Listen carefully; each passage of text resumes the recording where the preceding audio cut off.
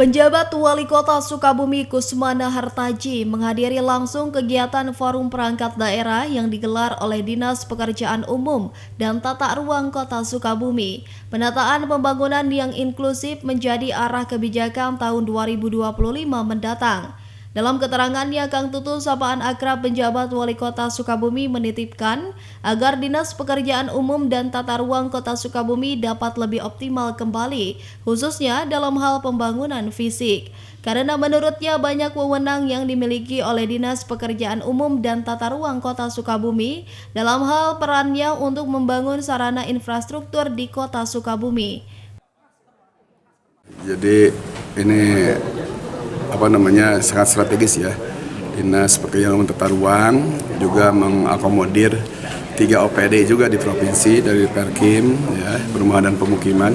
Tugas pokoknya terkait juga dengan perumahan-perumahan di lingkungan. Yang kedua bina marga, jalan ya, dan jembatan terus bangunan, termasuk juga pemukiman, termasuk juga PSDA, saluran air dan sebagainya. Kita kan sudah melaksanakan forum kecamatan ya, musrenbang kecamatan diakomodir, termasuk juga tugas fungsi perizinan pembangunan lingkungan, terus juga kelayakan bangunan dan lain sebagainya. Dalam minggu depan juga akan kita lakukan.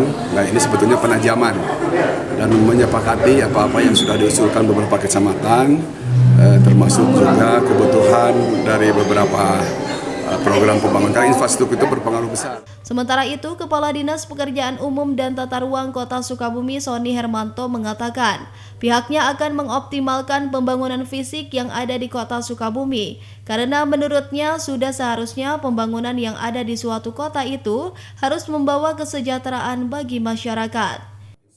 Ya, bahwa pembangunan itu memang harus dapat mendorong kesejahteraan masyarakat ya, atau yang dengan istilah inklusif ya, dan berkelanjutan.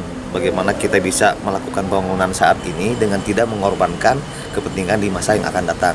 Ada 29 stakeholder yang kita libatkan dan kita undang pada kesempatan kali ini, mitra-mitra kita, kemudian juga pelaku-pelaku pembangunan, termasuk dengan tadi ada tambahan dari Sukabumi Youth Planner.